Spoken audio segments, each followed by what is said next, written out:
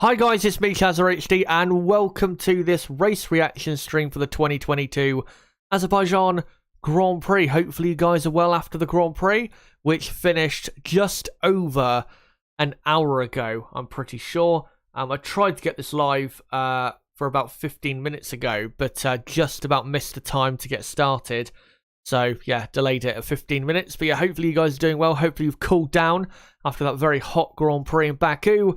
And of course, it wasn't the best race in the world, but it was a very important one for the championship. We'll get into those teams, especially in a moment. But yeah, hopefully you guys are doing well, no matter what time it is in your part of the world. Hopefully, you're having a good day.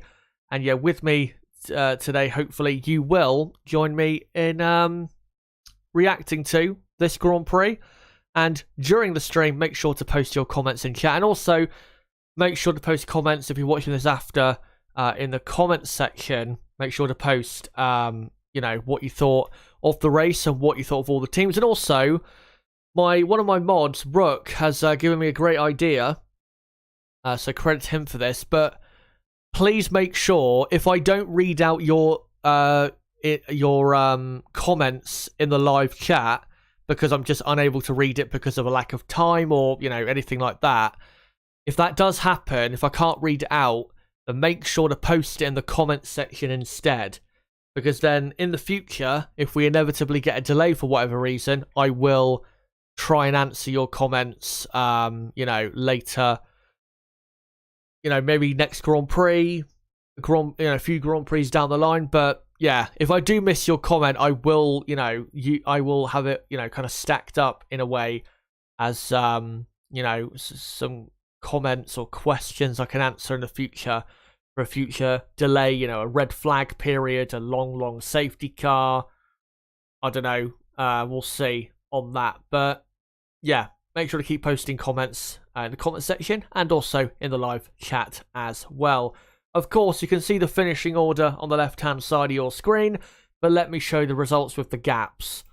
So, Red Bull take their 5th win in a row in 2022 and their 6th win in 8 Grand Prix this season. They are dominating the championship in 2022.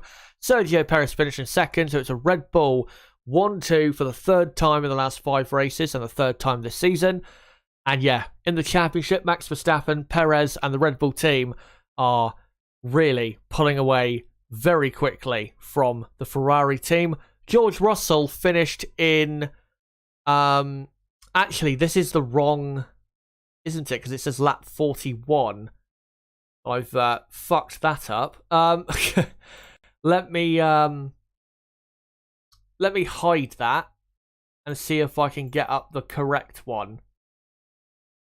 But on the left-hand side, you can see the the real finishing order. So I'll just quickly see if I can find the actual race results. Here you go. I obviously just missed it because I'm an idiot.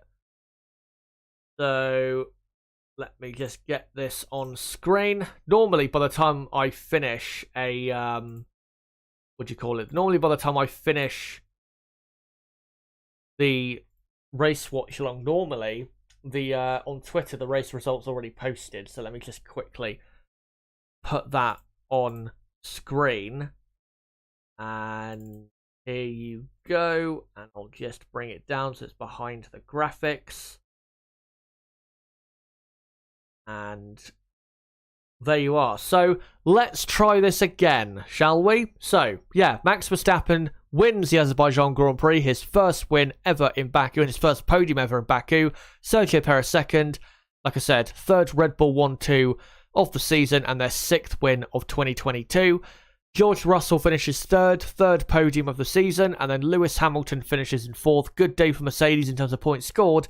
And yeah, like I said at the end of the race watch along, if they get their act together very, very soon, then Ferrari, just ahead of them, might not be that far out of reach. And then it was Pierre Gasly finishing 5th. Great points for the AlphaTauri team. Sebastian Vettel finishing in P6. What a drive from him. Alonso 7th, Ricciardo 8th, Norris 9th, and Ocon 10th. And then the drivers finishing the Grand Prix but not in the points are Bottas, Albon, Tsunoda, Schumacher, Latifi, Stroll.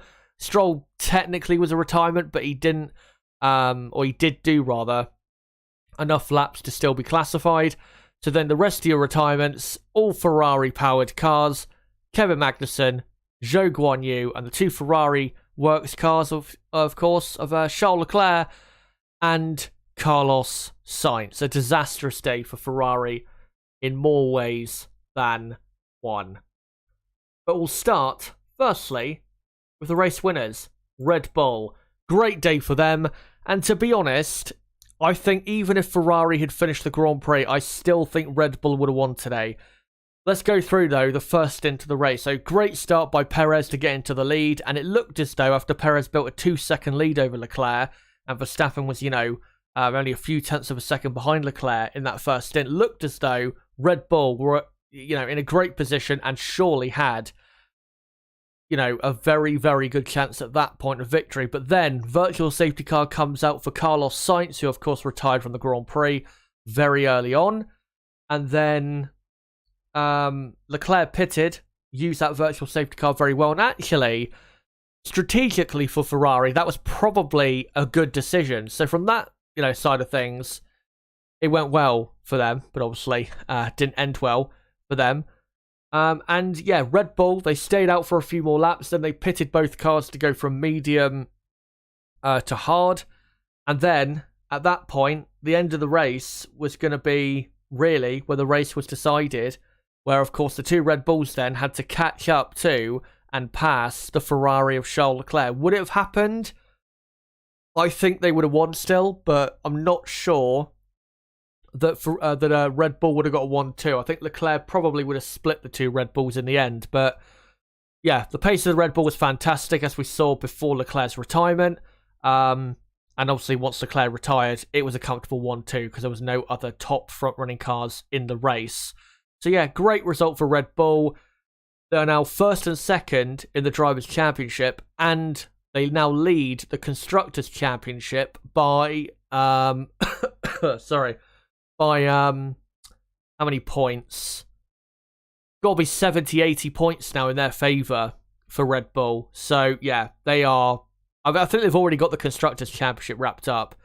Drivers-wise, not quite yet, as I'll get onto in a moment with Ferrari, but yeah, great result for them. And they got exactly the result they should have got from this Grand Prix. And going into Canada, it's going to be close and competitive, with Ferrari in Canada, because I think, because how short the lap that is there, and because of the, certain parts of the track, how they are, I think it will be very close between Ferrari and Red Bull. But honestly, I would put my money on Red Bull for Canada because of their tremendous speed at high speed and because of just their form at the moment. But yeah, if you're a Red Bull fan, be very, very happy because it looks as though possibly, very possibly, both championships are going to Red Bull for the first time since 2013. Now, let's go to the Ferrari team.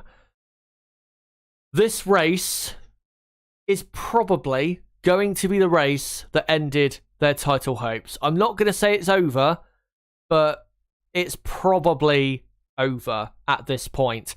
So let's get into, firstly, how it went until disaster struck. Yeah, very poor start for Leclerc. Locked up his inside front. And once Verstappen was, tucked up right behind him and Perez was already a couple seconds up the road, I thought, yeah, Red Bull have got this done. But then, like I said, Ferrari made a very good strategy decision with Leclerc to pit him under the virtual safety car. And it gave Ferrari, if they didn't have an engine failure with Leclerc, it gave them a better fight, a better chance to fight for the victory than if they had stayed out. I think if they had stayed out, they probably would have fallen a bit more into Red Bull's hands. Obviously, if Ferrari had finished the Grand Prix with Leclerc's retirement coming on lap 20. Carlos Sainz obviously retired after a few laps. To be honest, he wasn't really in the fight. He was fourth, but he was miles off the pace of the front three, about half a second a lap slower than the front three before his retirement, as he went down the escape road at turn 4 on, lap 7? Not even 7 laps that car could last. Or 8 laps, sorry. And then, yeah, Charles Leclerc, obviously pitting under the virtual safety car. Both Red Bulls eventually pitted. Leclerc then got into the lead. And then, like I said, it was going to be basically a fight of Red Bull with the fresher tyres coming back at Leclerc.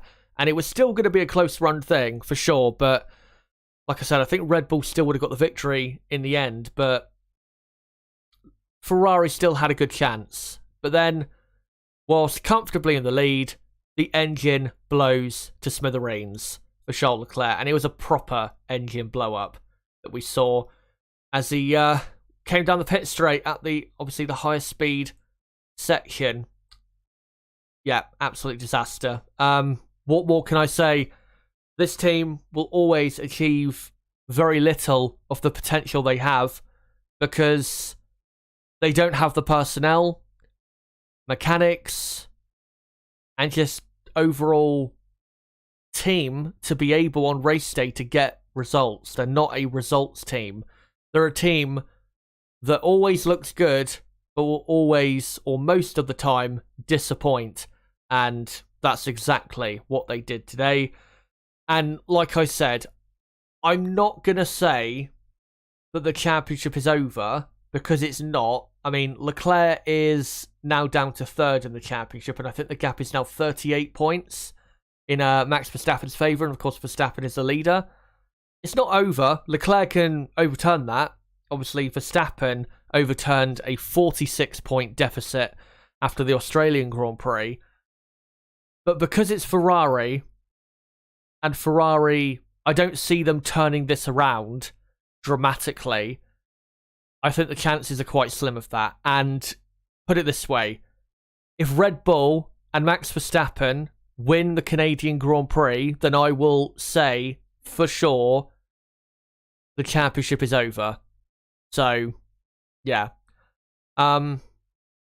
They have to win in Canada, obviously. If they don't win in Canada, then, yeah, it's absolutely over. Because most likely, unless Red Bull have an issue themselves in Canada, which you never know, could happen.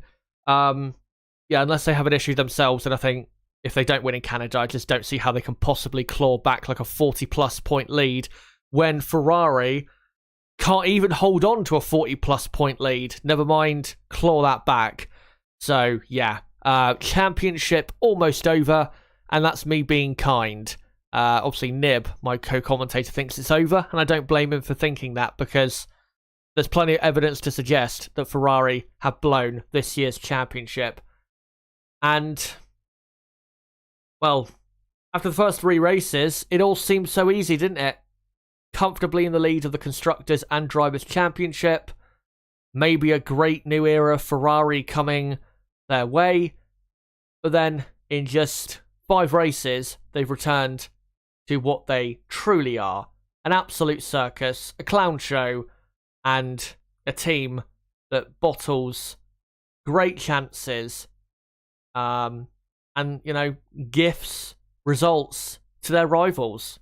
They've done it so many times with Mercedes, made Mercedes' life a lot easier than it should have been back a few years ago, and they're doing exactly the same to Red Bull. The thing with Red Bull is, yeah, they've won the last 5 races, and they've had 3 1-2 finishes, but it's not like Red Bull have been locking the front row out in all of those weekends, or been on pole for all these weekends. Out of 8 races, I think this is the best way, you know, what I'm about to say, to illustrate just how bad Ferrari have been in this championship fight. Charles Leclerc, in the 8 races so far this season, has had pole 6 times. Red Bull have won 6 out of the 8 races. Work that one out. That just sums them up. Race day, when the points are scored, they just don't have a clue how to get results on a consistent basis. Just not what they do. They're still obviously going to win races between now and the end of the season. They're not, you know, they're not falling off dramatically. Red Bull, like I said, they don't have a clear pace advantage over them. But, yeah, with this run of form, I just don't see how it's possible for Ferrari to win the championship. Well, not quite yet. I'll give them the benefit of the doubt to see what they do in Canada. Because, you know, Leclerc, you know, could win in Canada and then Verstappen retire and then it's right back on again. But, yeah, if he doesn't win in Canada, then, like I said, I think the chances are very slim that, or not very slim, I think the chances will be over for the World Championship. Not a surprise, really. I didn't think they would win the championship this year. If it does turn out that, after Canada, their hopes extinguish, like I said, it's not really a surprise for me. I never thought they would win the championship. They need, really, Ferrari to have a car that is clearly miles quicker than everyone else if they're ever going to win a championship with this lot at their team. And, yeah, absolute disaster. But not a surprise with this team. Anyway, we'll move on quickly to Mercedes and McLaren, and then I'll come to you guys in the live chat. Just want to ask, though, with you guys watching and posting your comments either in the comment section or the live chat, post in the chat, do you think Ferrari's championship hopes are over? Let me know in the chat right now. If they're not over, then let me know how you think they can get back into it and still win the championship. Because I think you'd have to admit, at this point, it's pretty tough to look at, how they can recover this. Anyway, let's go on to Mercedes-Benz. In terms of pace, really, it was as expected. There was nothing really spectacular about their Grand Prix. Lewis Hamilton had a bit of a tricky race, having to overtake slower cars at points. Gasly, who was on much older tyres towards the end. Also, Ocon towards the mid part of the race as well. So, bit of a tricky race at times for Hamilton, who I know his back is very sore, and hopefully he'll be, able to rest that up going into the Canadian Grand Prix, which shouldn't be as bad for the bouncing. It will still be bad because it's a bumpy track, but it won't be as bad because the main straight in Canada is not as long in Baku, whereas it is in Baku. But yeah, third and fourth for Mercedes, the best result they could have got. 27 points. That's exactly what you would ask for, given that both Ferraris retired from the Grand Prix. Great result for them. George Russell keeps up his record of a top 5 finish in every single Grand Prix this season. And Russell is still 4th in the championship and is now closed the gap a bit on Leclerc, who's now 3rd. Leclerc is on 116 points in 3rd, and Russell is on 99 points. So, like I said, if Mercedes can get their act together by Silverstone and then for the rest of the season be a front-running team, Mercedes could still beat Ferrari in the championship. So, there is still something to fight for, given what Ferrari have been doing lately. But, yeah, good result for Russell, good for Hamilton, good for Mercedes, but still lacking a lot of pace are the Mercedes team. Now we'll go on to the McLaren team. Bit of an eventful race for McLaren. So Norris obviously started 11th, Ricciardo started 12th, and they split the strategy at McLaren. Norris started on the medium, which is what the top 11 did, including himself, and Ricciardo started on the hard compound tyre, which in hindsight was the best tyre to start on for the Grand Prix, as he was quicker than Norris, really, throughout the entire first stint. And the only reason he didn't overtake him is because McLaren told him to stay behind, which, in hindsight, was the wrong decision, because I think they cost Ricciardo probably 7th place in this Grand Prix, which I know is only 2 extra points, but still, they did cost him a position in this Grand Prix by keeping Lando ahead. So, yeah, that's a poor decision there by McLaren. But still, 8th and 9th in the Grand Prix. At least they get, some points in this Grand Prix. But yeah, once Norris got out of the way with his pit stop, Ricciardo's pace on the hard tyre was pretty good, considering he hadn't pitted yet compared to everyone else who had. So, yeah, great pace of Ricciardo. Then came in during the virtual safety car, the second virtual safety car for Kevin Magnussen's broken down car. Benefited obviously a lot from that, but given the pace he had, he kind of made his own luck there, so good to see from Ricciardo. Came out in 8th place, and then obviously, he came out in 9th, and obviously Yuki Tsunoda dropped down later after that, and that's what promoted him up to 8th. But yeah, good pace from Ricciardo, good result, and good to see him put in, I think, his best performance of the season so far, around a track that, I know he won here in 2017, but he's not had great history here, despite that win. So, yeah, great performance by Ricciardo. Great result, and great to see him in the points and doing really the best I think he could have done today, given that his team kept him behind his teammate Lando Norris for way, way too long in the Grand Prix. And I know Lando, towards the end, got very, what do you call it? You know, he was, I think, complaining on the radio quite a lot about, you know, wanting to be let through or wanting to have a go at Ricciardo. But at the end of the day, there was nothing for McLaren to gain, and they are a team at the end of the day. But yeah, those 6 points for McLaren, pretty good result for them considering qualifying wasn't that great. So, good result for the team, and hopefully some decent results coming their way in a week's time in Canada. Hopefully in Canada, where Ricciardo has been pretty good in the past. Hopefully Ricciardo will keep this up in Canada. Also has a big advantage over Lando in experience around that circuit, because Lando's only raced around Montreal once in 2019. And obviously Ricciardo has done it a lot since 2012. So yeah, we'll see what Ricciardo can do. I don't expect McLaren to be that quick, to be honest. I think McLaren will probably end up being about where they were in qualifying yesterday.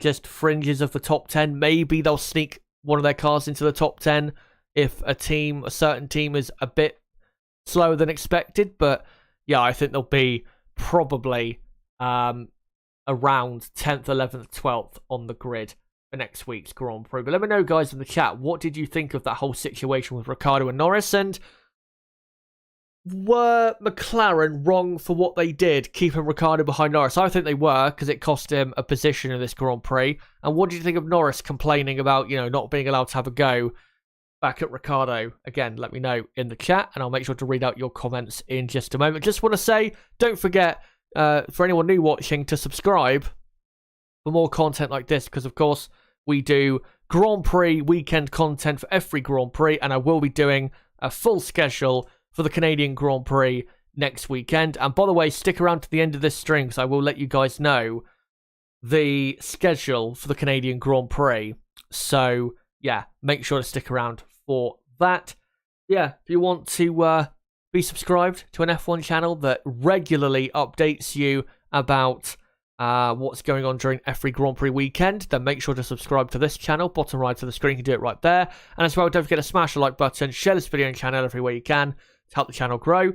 And as well, don't forget to follow me on Twitter at ChazHD5 for more content like this. And like I said, towards the end of this stream, I will let you guys know what the content plan is for the Canadian Grand Prix. Well, in terms of the amount of streams, it's going to be the same, but obviously the times will be a lot different compared to Baku,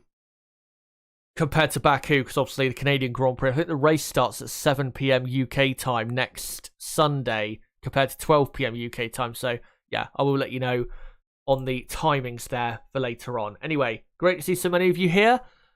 And again, like I said earlier, if I do miss any of your comments in the chat, then just make sure to post it in the comments section down below, and I will get to it at a later date during like a red flag or a delay period or something like that. Right. Let's read out some comments. Will F1 says, how the fuck did Hamilton get driver of the day? I don't know. I mean, he didn't drive badly, but it wasn't, you know, driver of the day worthy. I mean, if he beat Russell, maybe, but yeah, it wasn't driver of the day worthy from him. Oh yeah, I haven't said my driver of the day, have I? My driver of the day is Sebastian Vettel. Yeah, to get a top 6 here in Baku with that car is a pretty impressive result. And he's really carrying Aston Martin at the moment.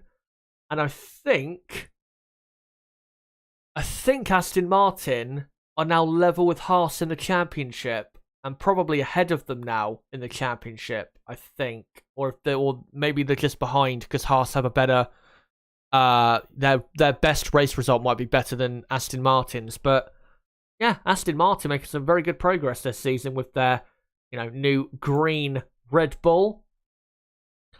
Imral says this feels like 2017 where Ferrari was strong at the start and fell out as the season went on. I know the season is long, but it's Ferrari and they always muck it up.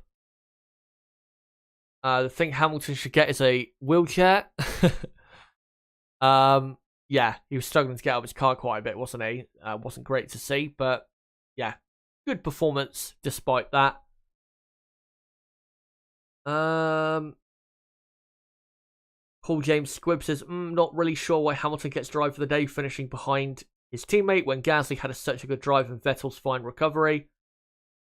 The reason I'll go for Vettel, I know people will say, oh, but he made a mistake. That is true, but I think his recovery was... I think his recovery made up for the mistake he made, which is why I go for Vettel as driver of the day. But let me know in the chat, guys, as well, and the comments below, who is your driver of the day for the Grand Prix today? Let me know in the chat, and I'll read out some of those when I can.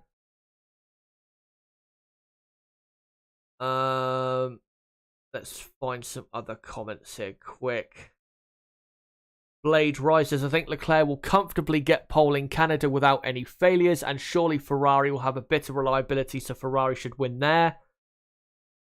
I don't think Ferrari are going to comfortably get pole in Canada. I don't think that's going to happen.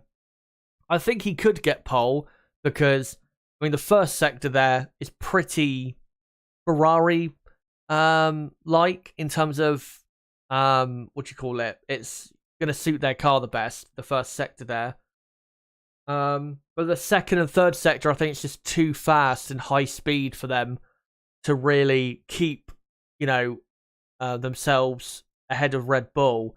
I don't think it'll be like a Red Bull front row or anything like I said earlier in qualifying next week, but I think Ferrari, I think they'll struggle more next weekend on pace to beat Red Bull than they have this weekend, because with the shorter the lap in Canada, I mean, even if Leclerc gets pole, the gaps are going to be very small. So it's going to be, you know, it's going to take a tremendous effort from Leclerc if he's going to get pole position and even win the Grand Prix next weekend.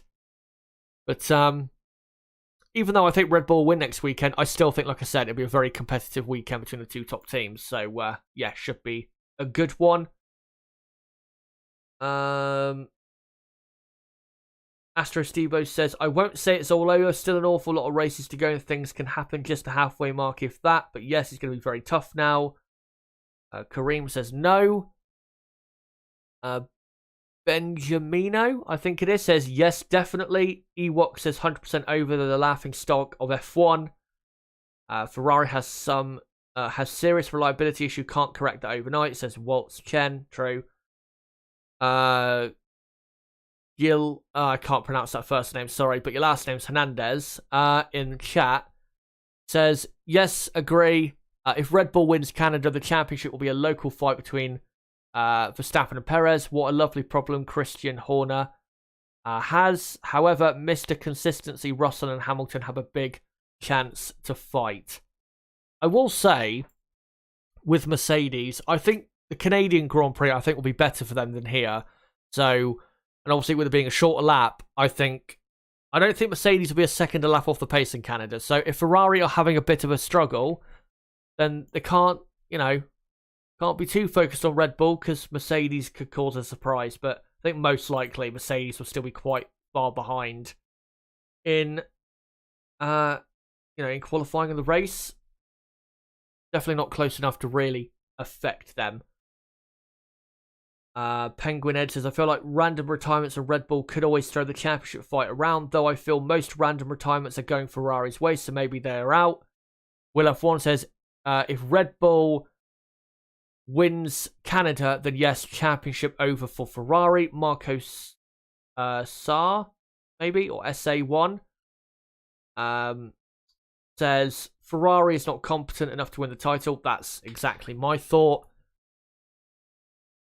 And let's see if there's any other comments here I can read out. What do you think about Sainz's bad luck? Asks Darth Lord Raven. I wouldn't really call it bad luck. This year especially. I mean, yeah, today bad luck because he was, I wouldn't say he was doing good. He wasn't. He was pace wise, he was miles off the pace of the front three. But yeah, this season, most of the problems have been down to him. So I can't really say anything about his bad luck. Yeah, bad luck today, but for the rest of the season, it's been pretty much his fault. Astro Stevo says, predictable from me, I know, but yes, I thought McLaren were wrong to try team orders against Ricciardo, and Norris was wrong to complain about Ricciardo not giving him the place. Let's see if there's any other comments that I can read out. He also asked, did you watch F1 YouTube's channel post-race show, Chazza? No, the reason I don't is because one, I probably wouldn't, because I don't think it's that great, the post-race show. They're just basically doing what all companies would do, like Sky F1 and all that for a post-race show. It's nothing, groundbreaking or exciting, but I also don't have the time to, because normally I'm doing this, aren't I? So, yeah, I can't. Penguin Ed says, if they hadn't held Ricciardo behind, Norris wouldn't have been close to even ask about going through. True. Paul James Squibso, oh no, he's, I think, agreeing, says, I think McLaren should have let Ricciardo pass Norris.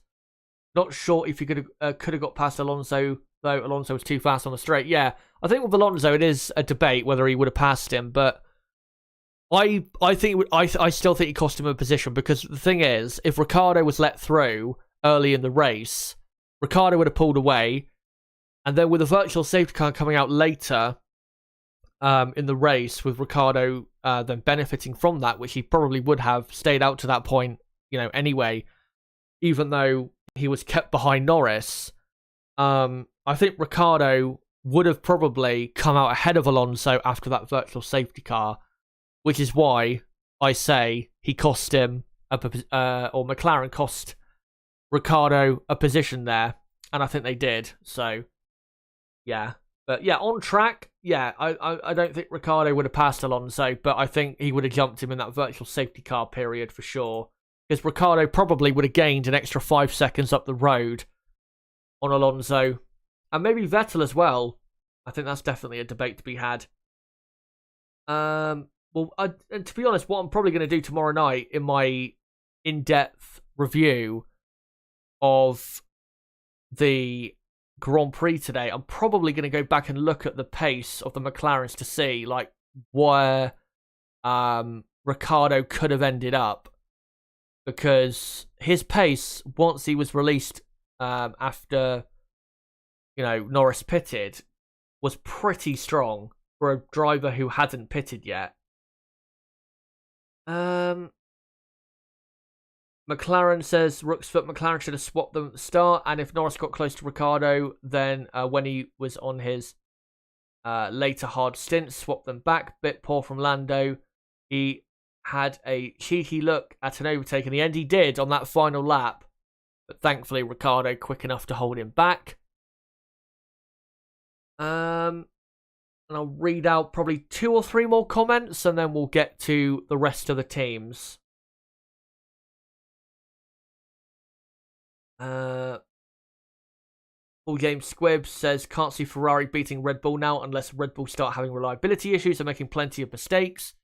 If anything, I can see Mercedes coming second by the end of the season. Yeah, I think that's possible, but only if Mercedes improve their car again. Ewok asks, does Hamilton have the worst car for its porpoising? I mean, the Mercedes is the worst for the porpoising, but it does seem as though with his car, the way his car gets set up, that he has it worse, yeah. So, not great for him, but he's doing pretty well despite that, I think. And I know people will say, oh, Hamilton washed and all of that rubbish, but, he's been beaten here in the past by teammates in his prime years. I mean, in 2019, for example, he was beaten by Bottas here.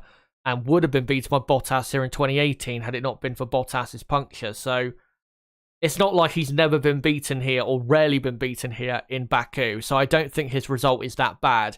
Mercedes need to make a quicker car. That is the problem. It's not Lewis Hamilton, it's Mercedes. So hopefully they can do that. I'm just going to quickly just clear my throat a moment with a bit of phlegm. And then we'll move on.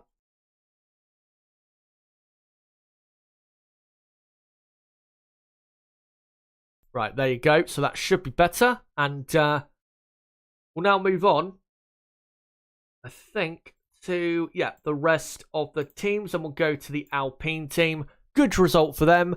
Pretty much, considering Ferrari had, double retirement, that's pretty much the best result you could have hoped for Alpine. Fernando Alonso in P7, great drive by him. Very good pace throughout the weekend. His tyres and Alpine's tyres were wearing, I have to say, quite a bit towards the end of their first stints, but that's not really a surprise because they did go for such low wing. That's why they were so quick, and if not, well, they were the quickest in a straight line this weekend, so that's why they were struggling with that. But yeah, the pace was very good, and I think they can be very happy, Alpine, with the pace of their car this weekend, especially in race conditions, and how they did. Very good performance. Fernando Alonso didn't really do that much, to be honest. I mean, he did hold off a pack of drivers behind him quite well before he pitted, which definitely helped him later on also be ahead of the two McLarens, who obviously were very hot on his heels at the end of the Grand Prix. But good drive from Fernando. Very important points for the team. And Fernando gets his second consecutive top 7 finish in this season. So, good for Fernando there. And for Esteban Ocon, P10, didn't really have that great a pace. His tyres fell off quite quickly, the hard compound tyres he started on in 13th place, and was overtaken by quite a few drivers. Was it Hamilton, Vettel, Tsunoda, and then once he pitted, obviously Tsunoda dropping back because of his rear wing issue definitely helped him and Alpine a lot. And that's why Ocon finishing the points. But 7 points for Alpine for this Grand Prix. That's pretty much what they would have targeted. And they are now up into the top 5 of the Constructors' Championship. And they do technically close in on McLaren by a point. But McLaren's good result definitely keeps McLaren quite comfortably, for the moment, in 4th in the championship. Now we'll go on to Alfa Romeo. Now, with Valtteri Bottas, I don't know what the problem was this weekend, but he has had no pace whatsoever. He only barely beat the Williams of Alex Albon, who you can see that ended the race on the hard compound tyres. So, like I said, I have no idea why Bottas, was so slow compared to Albon in the Williams, and also compared to his teammate, the rest of the field. I just don't get it. Maybe there was just some fundamental fault on his car, but for Zhou Guanyu, I feel so sorry for him because he was heading for a points finish for sure.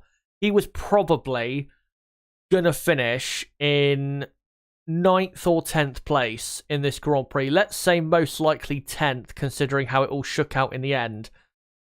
Clearly dominated and destroyed his teammate this weekend as well. So I feel so sorry for the guy. He was driving so well, but in the end, it didn't matter what happened because his car failed him. But I am hoping that despite what happened here with this retirement, I'm hoping because of how he performed this weekend, he takes that good performance and can now translate it into the races coming up.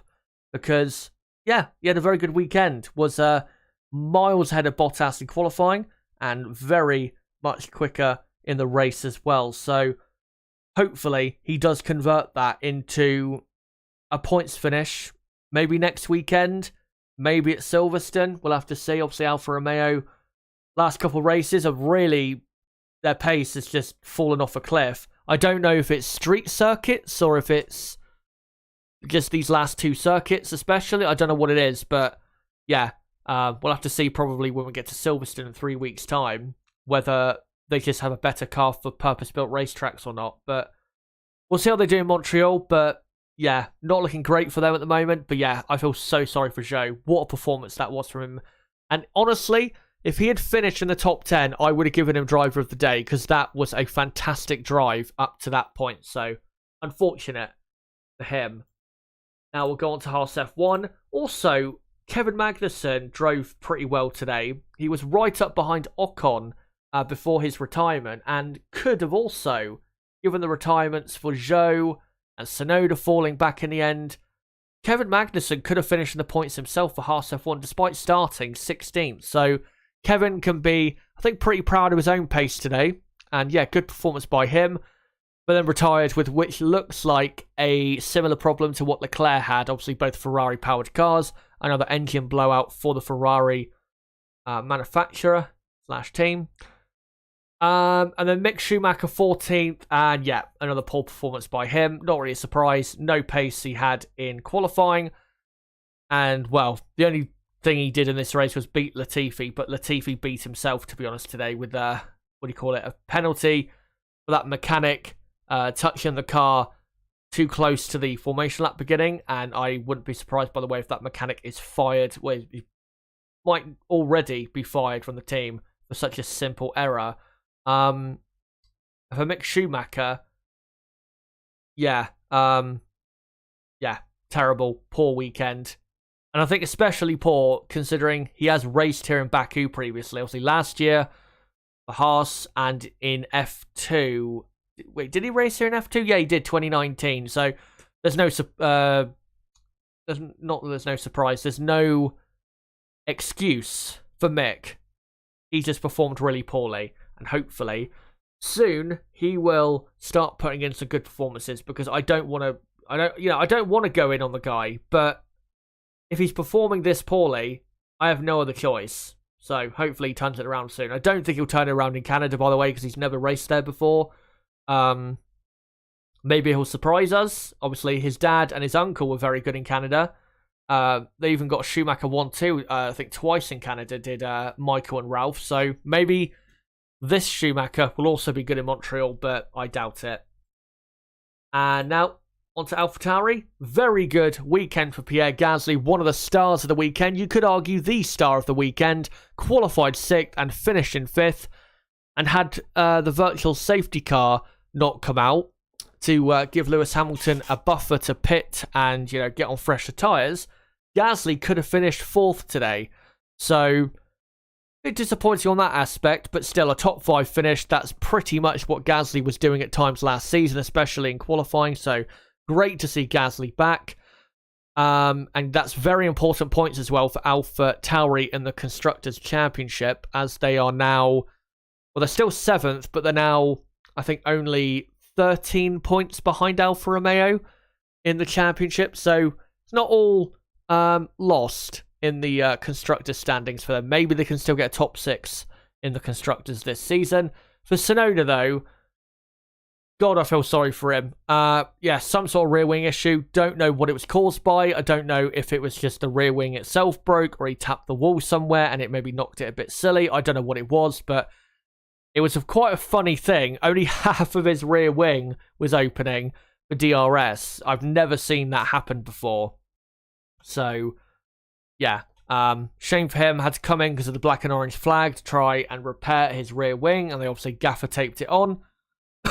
So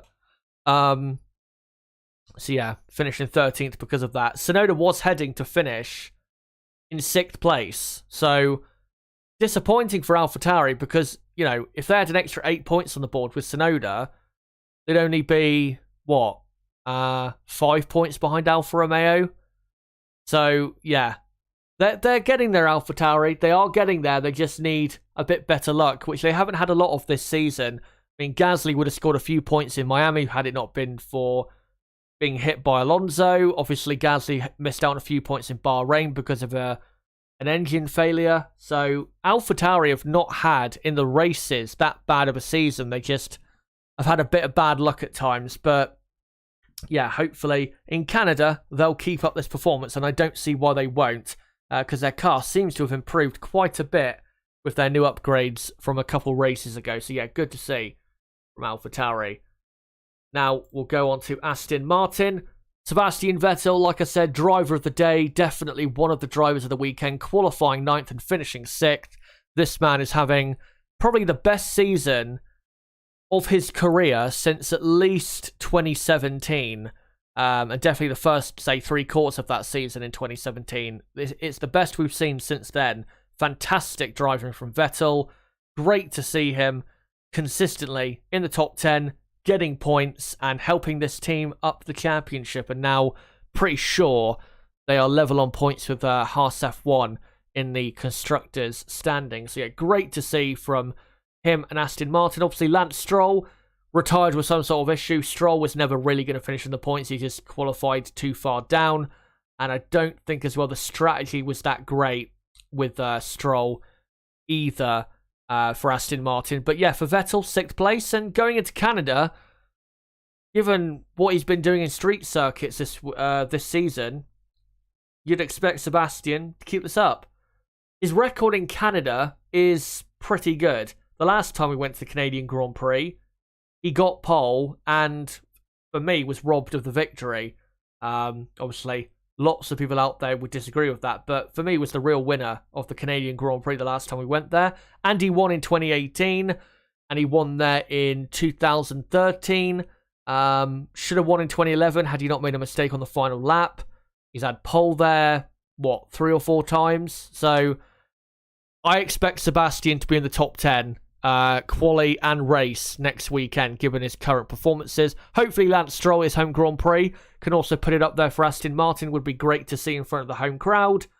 But yeah, good to see Aston Martin a lot better than they start the season. Because at the start of the season, I thought they were going to finish last this season. They were so poor back in Bahrain and Saudi Arabia. But yeah, thankfully by now, they've improved massively. And finally is the Williams team. Alex Albon did the best he could. Great job by him, but Williams is just too slow. And Nicholas Latifi is absolute shit. Even though he got a penalty to start the race with, obviously ignoring blue flags, wasn't great. And obviously had just no pace whatsoever, which is not really a surprise. But yeah, Williams, close to points, but not close enough. They needed a couple more to retire, really, to get a point out of the affair.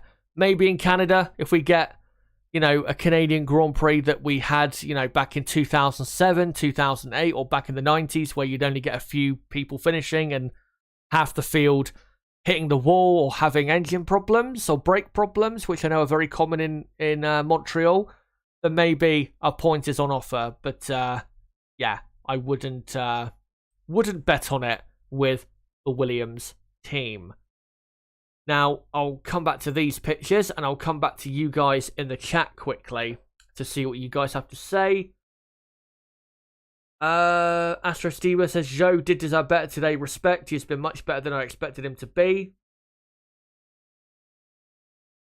Ewok says that that is why Bottas isn't at Mercedes anymore. He just doesn't turn up on some weekends. I don't know what the problem is, though, or was, though, with Bottas. Maybe it was just lack of pace, or that you said, just didn't turn up this weekend, or maybe there was like a setup problem. I don't know.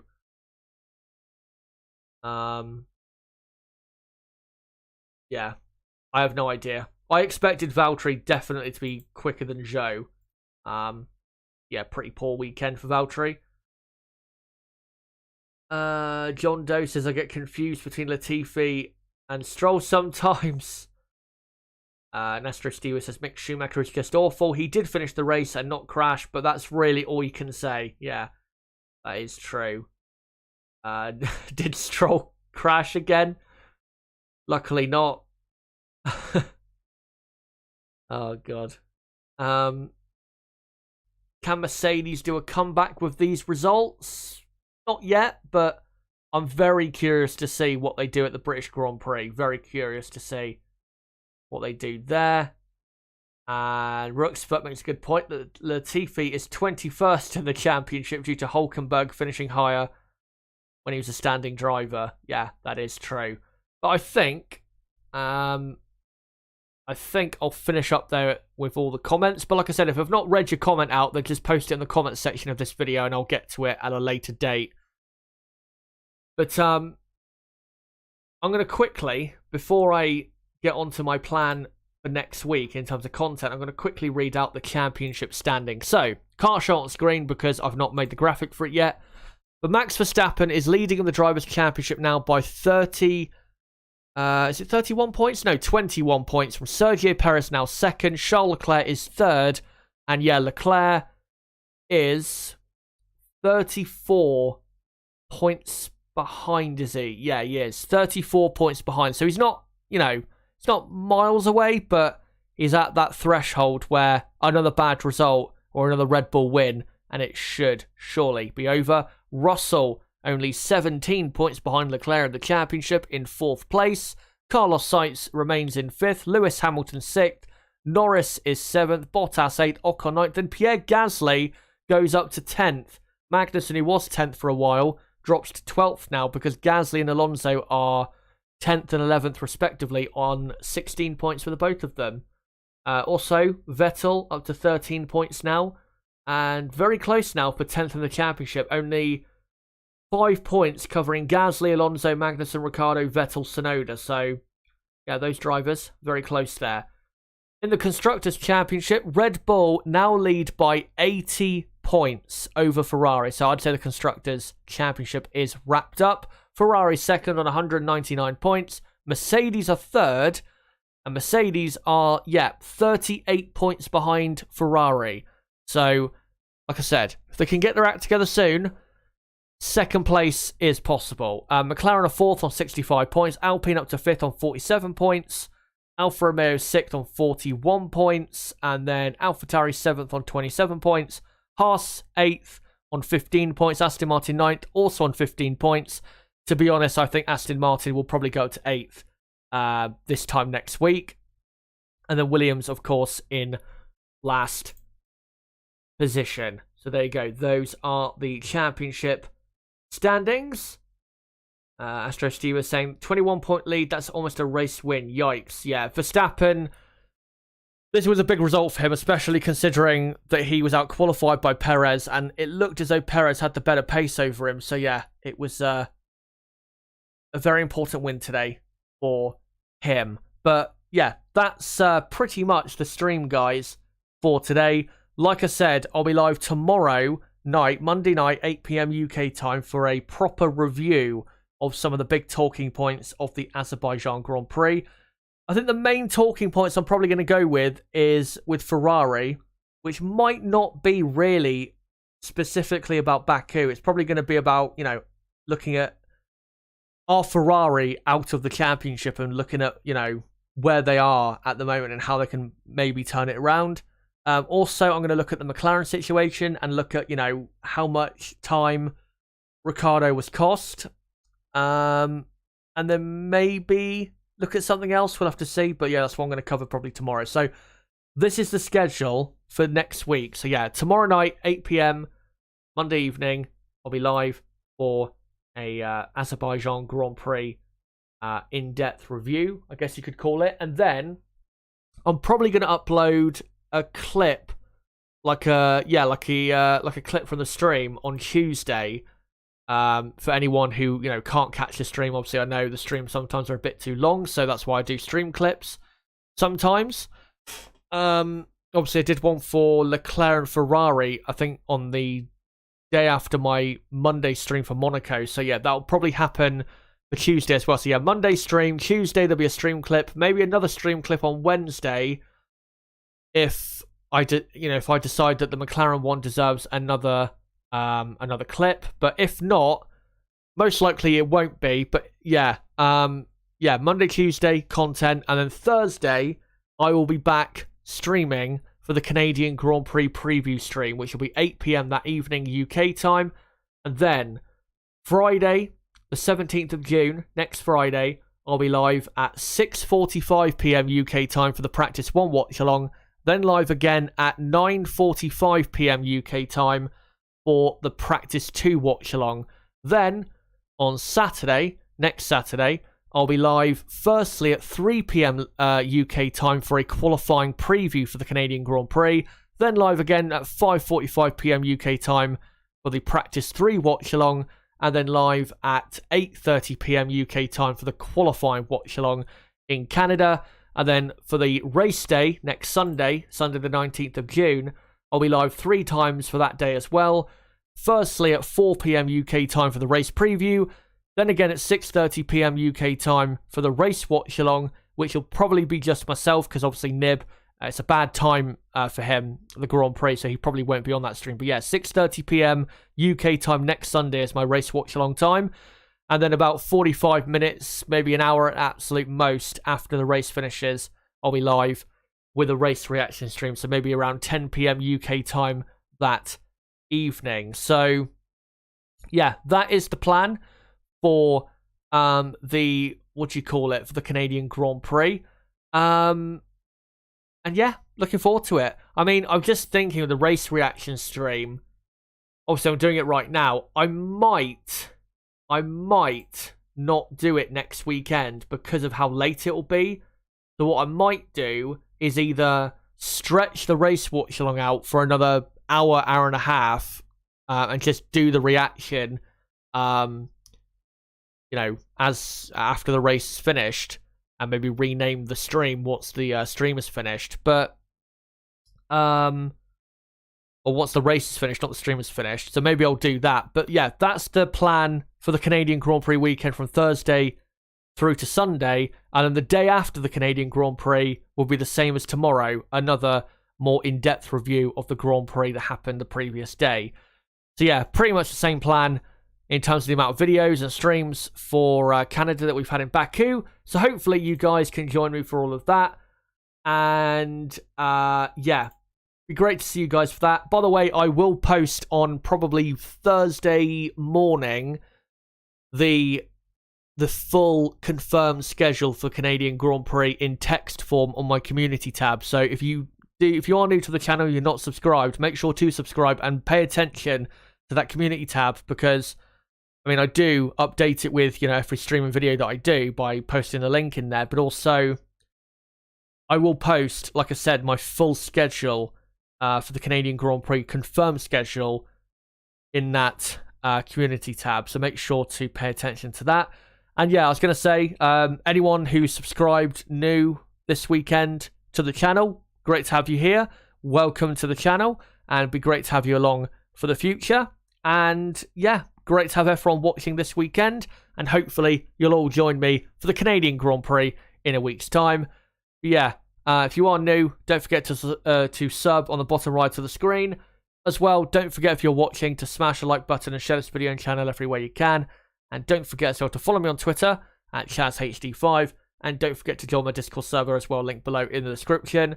And if I've missed your comments in chat, then make sure just to post them in the comments section, and I'll get to them in a future stream. But guys, until my review of a couple big events here in Baku tomorrow night, and until the Canadian Grand Prix next weekend, it has been me, ChazHD. Goodbye.